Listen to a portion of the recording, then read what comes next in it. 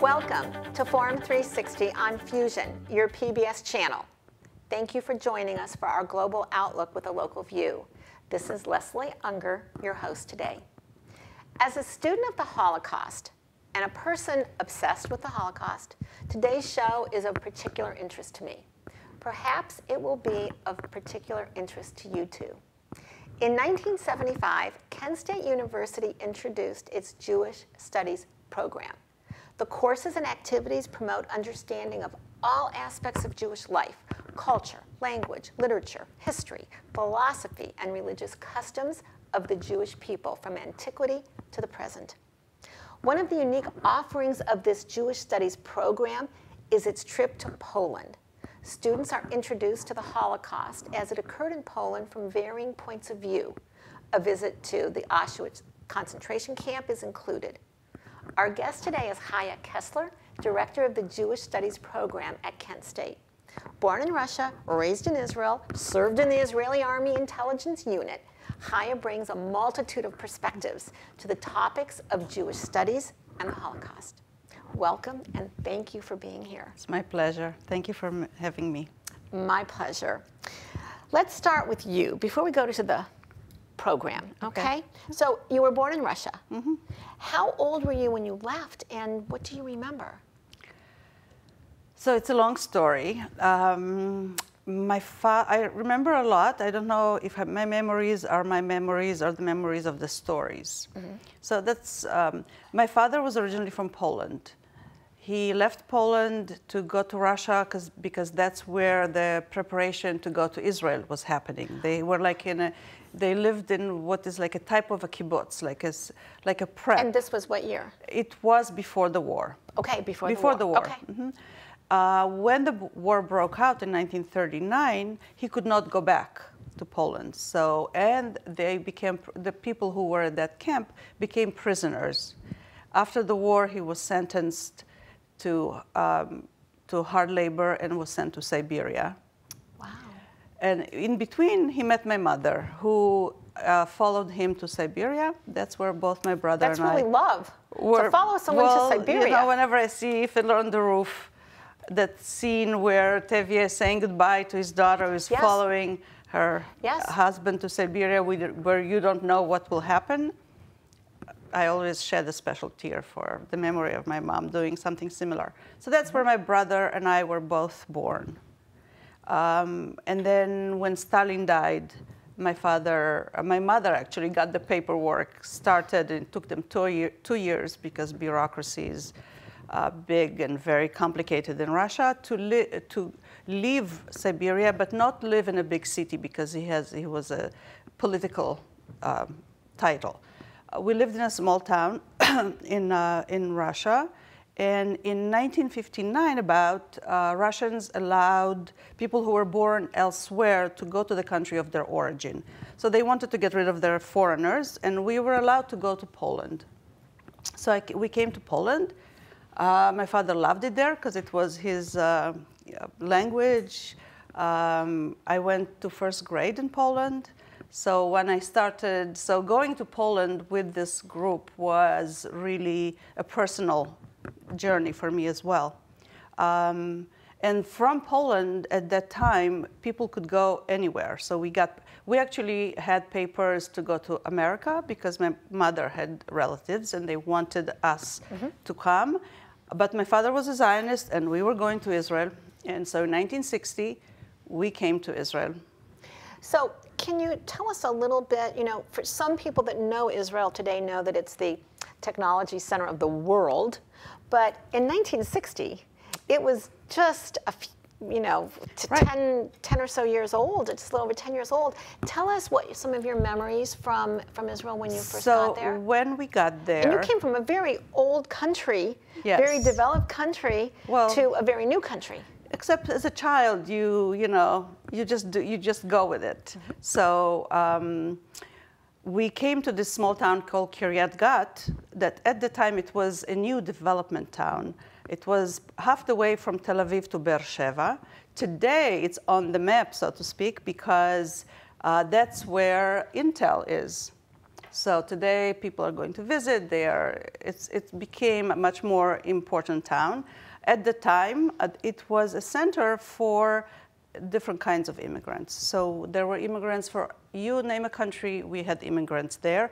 Our neighbors were from, I think, Morocco or other countries. And then we moved to a different location where there were more people, immigrants from Poland and Russia. So they had kind of, so that happened. And in between, my father went to this meeting. In Israel, they had these meetings, Landsmannschaft, where you go to the meeting to look for relatives.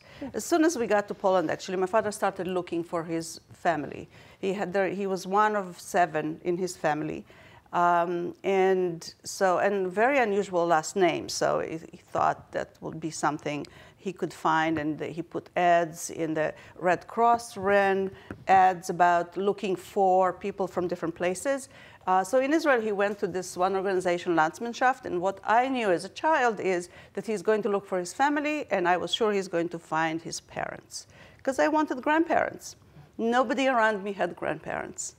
They were all lost in the Holocaust. Yeah, they were all gone. So, and it wasn't an unusual thing, but, you know, so he went and he found that there was someone who came to this years ago, and there was a name, the same last name, and they gave him the address, and he went to Haifa and he found his brother. Wow. After 25 years, yes. Wow. So all of a sudden we had family in Israel, which was very, it was big news for us. And then as a child, they would get together and they would compare stories. And I would be the one who would listen to the stories and then tell my cousins what I heard. Because they didn't talk with us, but I heard his story, how he ran away from the Warsaw Ghetto and how he joined the partisans. And then he went on in 1946, he came on a boat that was captured by the time the British mandate, and he was sent to Cyprus. And that's how he met my aunt on the boat, actually. She was a survivor from Bergen-Belsen, and they got married, and then they ended up, in 1948, they ended up living in Haifa, because it was like the next stop. So I had cousins in Haifa, which was a big deal. There was not much, you know, nobody had a car, nobody had a phone, nobody had a TV. So you have really seen Israel change. So because we probably won't get back to the topic of Israel, if there was one thing that you would want listeners or viewers to know about Israel today, people that have never been there and only see the news, what would you want them to know about Israel today? That it is an unbelievable country. That the strides that the people have made in the short 70 years are unbelievable in all aspects of life, whether it is education, art, medicine, of course. The contribution of the Israelis to the world is so, you know, in numbers, Israel is such a minuscule country, but yet their contribution to the world and to all these inventions and advancements is really far exceeds their relative number. So yes, come visit. It's a fantastic. I always, you know, of course, when my parents were alive, I would go twice a year. They would come to us. Now I go once a year. My brother lives there. My family is there. So and the best beaches in the world. And now Tel Aviv is the foodie place in the world, the first food place in the world. Tel Aviv is a really young city. Yeah. So there's like, you don't know where to begin, because there's, just like here in America, you say, well, you know, well, New York, it's its own thing. You didn't see America until you saw New York. Well, you don't see Israel until you see Tel Aviv, so. Now, I have to ask you, you were in the intelligence in the Israeli army. Yeah. Okay, the IDF, the Israeli Defense Forces. What are you allowed to tell us about your work? It's been so long, you know, that now, whatever it is now, it's not a secret. It used to be secrets. Okay, good. But first tell us, young people in Israel look forward to serving. So at 18, well, actually, it begins earlier in school. So at the school, you have tests, and people come in and try to recruit you to different, like if you want to be a pilot, so they give you tests for that. And I had a boyfriend at the time who wanted to be a pilot in the worst way. And he was accepted, then he was moved to to helicopters. It's like, it was a very traumatic experience. But for because I was born in Russia, I knew Polish and knew Yiddish, and so I was linguistically inclined. And my brother, I have an older brother who also went into the intelligence unit, so I was like a shoo-in. They were really careful to not to take brand new immigrants, because many came as, you know, from Russia, they came as spies, and there was that fear. So they would take people who they knew had the proper clearance. So for the longest time, it was secret and nobody talked about it. But now there are many books. A friend of ours who started the Russian unit, actually, now there's a book about him. There's the story is told. Okay, so I have to ask you. I'm sure you've seen Fauda. Of course I see Fauda. So, like, how much of it's accurate? Well, a lot of it is accurate. Okay, good. Fauda is amazing. And the guys look as good as they look on Fauda. Yeah. There's nothing hotter than a young Israeli guy, and there's nothing more beautiful than a young Israeli girl. Yeah, yeah. Because it's all, yeah. Yes. Yes. So okay, yeah. good. So in I'm the glad army, you know so that. in the intelligence, I was in the Russian unit, where we listened to the Russians who actually trained Egyptians and Syrians, and that you know, before the Yom Kippur War. So it was very interesting. So now, how do you go from Israel to Northeast Ohio? Okay. So when I studied English literature, and I was going to be an English teacher. I actually worked as, you know, like subbed and all that in the school, and I always wanted to live in a country where English is the first language, so I can improve my English, so I can really do justice to what I'm teaching. My mother always refused to let me go. And then there was an exchange program that I was involved with, and I got an offer I couldn't refuse.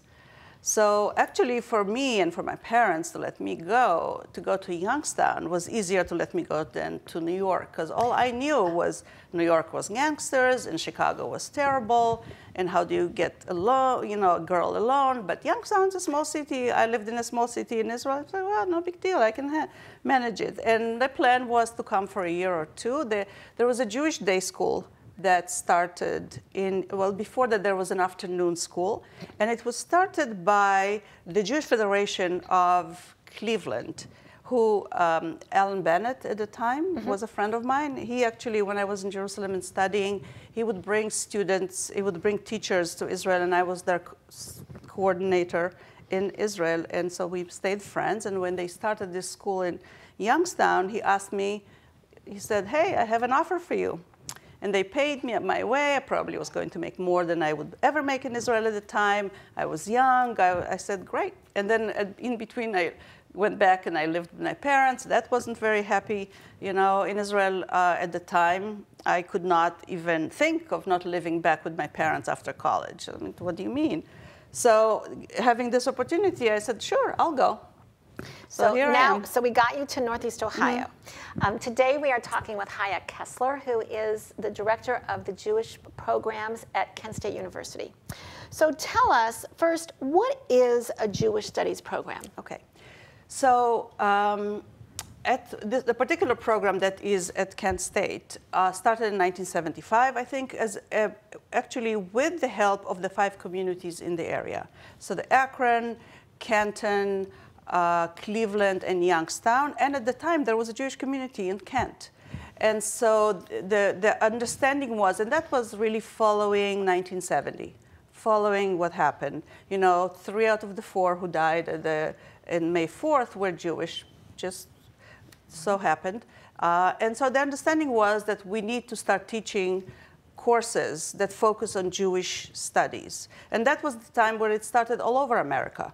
So the first few years, it was supported by the boards of the 5 communities, and then the university has adopted it. And one of the first courses that were offered was the Holocaust course, and teaching about humanity and and morality, and how do you deal with things like that. And actually, in 1980, Herb Hochhauser of blessed memory became the director, and Saul Friedman from Youngstown, who was actually the chair of the of the Judaic studies at Youngstown State was an adjunct, and they together created courses. They taught many students. They also took students to Germany. They did documentary films that were Emmy Award-winning films. He brought many celebrities to Kent State. He did many events that were of note.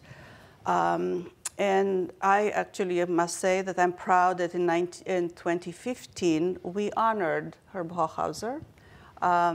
His health was failing, but he was as sharp as can be, and he had his dirty jokes like he usually does. And so I'm proud to say that we created, it was a fundraiser, we created an endowment in his name that we use some of the funds to support study abroad, to give scholarships. We have a student, actually our friend Josh went to the Yiddish Book Center on a summer program, and he got the scholarship from the Herb Hochhauser Fund. So it's helping students going. So in our program, so we offer a minor in Jewish studies. We draw courses from different disciplines to create 18 credits that the students can then say that they have some aspect of Jewish studies. So there's courses that they have to take in history. There is the introduction to Jewish studies. What is it? Holidays, practices. There's different disciplines that kind of create this. I do offer Hebrew.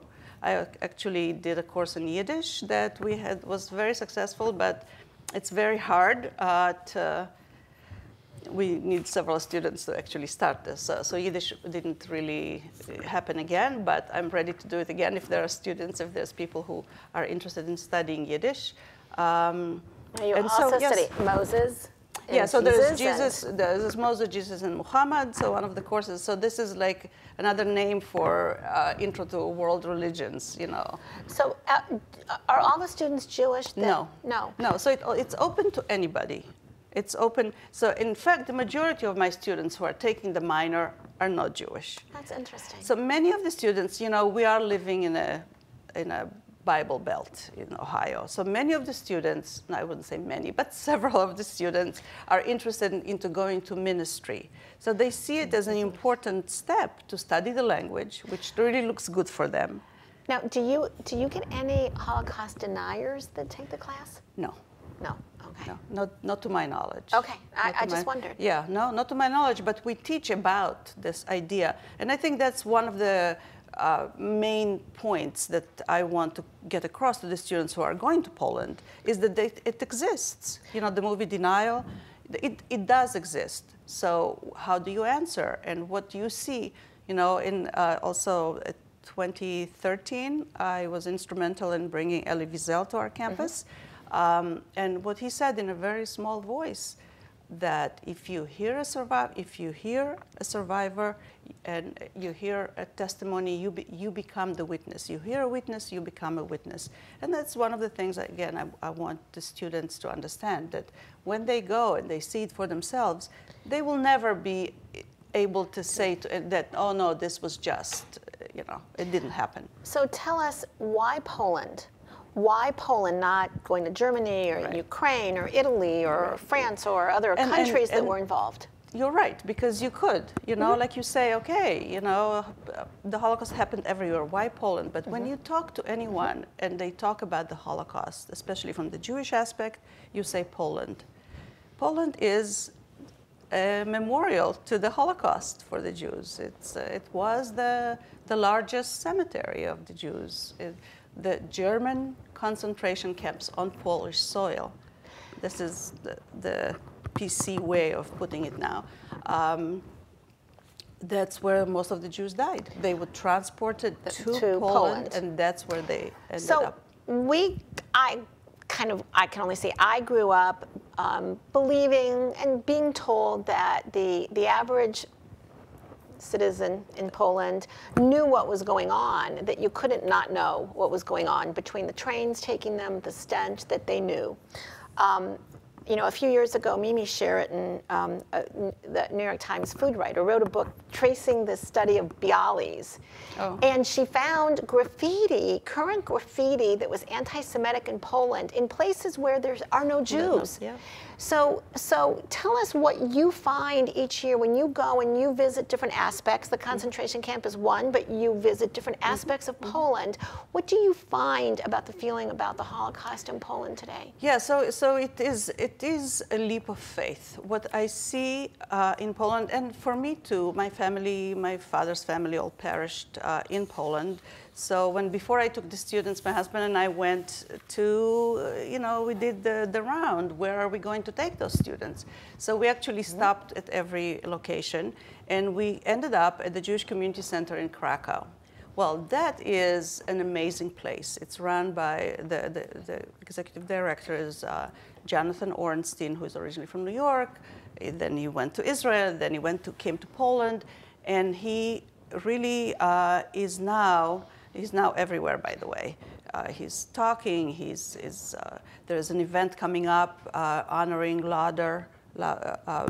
Ronald in New York as a fundraiser, and he's basically seeing a renewal of Jewish life in Poland. Because people, many Poles, many people who their children thought were Polish, all of a sudden at their deathbed or otherwise are understanding and finally feeling safe to do that. Because really don't forget that after the Nazis, they were occupied by the communists. So it took years and years for the Poles to stop looking behind their shoulder and thinking that somebody is listening to them. And it wasn't safe. It wasn't also, it wasn't safe to say that you are a Jew. But now that people it's free, there is the largest klezmer festival in the world. It's happening in Krakow.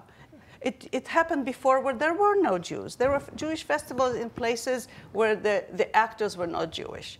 So they really are they are missing their Jewish population.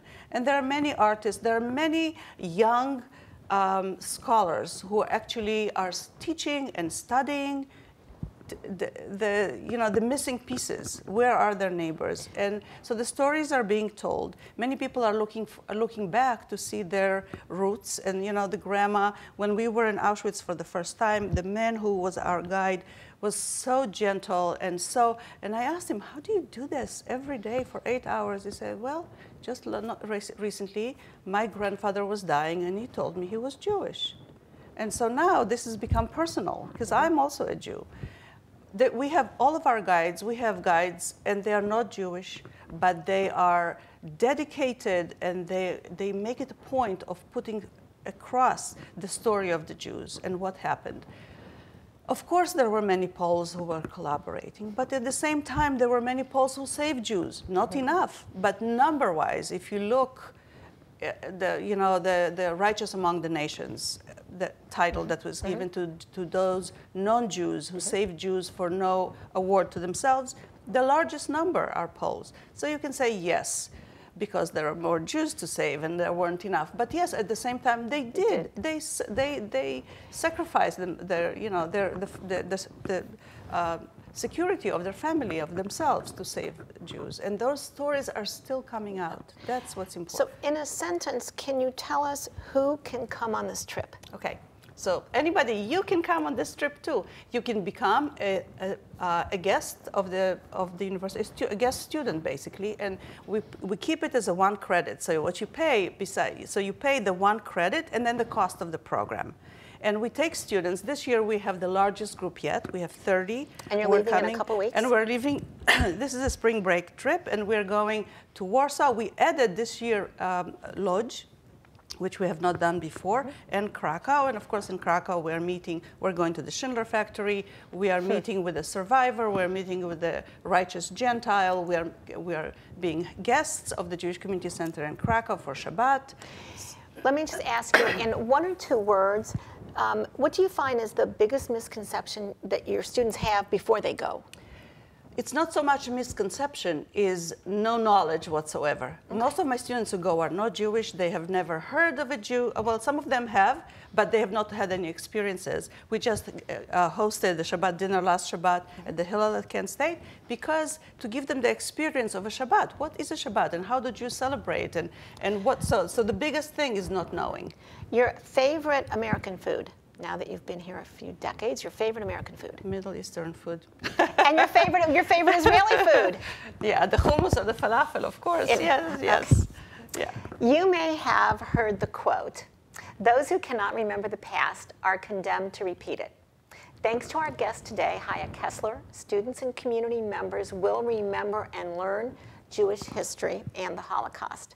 Today, we went back thousands of years to look at Jewish history. We learned that Moses and Jesus and Muhammad are still being taught at Kent State, ethics and issues, the Hebrew Bible, children of the Holocaust. We went to Poland and heard about their history quickly and their museums and their camps and their JCC, and we took a look into the future with students today. The Jewish Studies program at Kent State and Haya Kessler are a jewel in the fabric we call Northeast Ohio. Thank you to our guest and all of you for joining us on Forum 360. I'm Leslie Ungar with your global outlook with a local view.